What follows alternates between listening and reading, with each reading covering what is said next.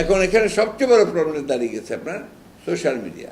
আপনাদের তো তবু কিছুটা এথিক্স আছে, কিছুটা জবাবদিহিতা আছে, সোশ্যাল মিডিয়াতে কোনো জবাবদিহিতা নাই।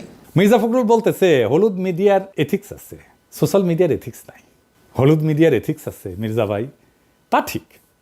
আমরা তো হাসিনার প্রেস কনফারেন্স দেখতাম, তাই না? এথিক্স তো দেখতাম। ওইটি যে পুরস্কারটি আপনার প্রাপ্য হয়েছে সেই পুরস্কারটি এখন আপনি পাননি, নোবেল শান্তি পুরস্কার। না আমি একটু বলি না, আপনার দরকার নেই, কিন্তু আপনি প্রাপ্যতা অর্জন করেছেন। আপনি চান কি না চান সেটা আমাদের ধর্তব্য নয়। অনেক প্রক্রিয়া আছে, কিন্তু আপনার এই নোবেল শান্তি পুরস্কার পাওয়ার জন্য আমার আহ্বান থাকবে, আমরা অনতিবিলম্বে সেই প্রক্রিয়াটিকে শুরু করি। ধন্যবাদ মাননীয় প্রধানমন্ত্রী। আপনাকে অনেক ধন্যবাদ।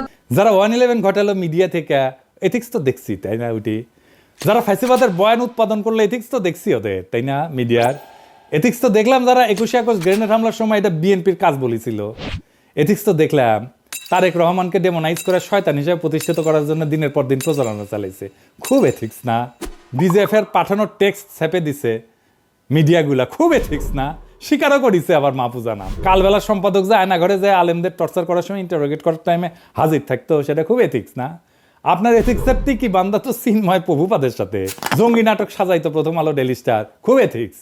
পুরে আমার এথিক্স মারানি রে।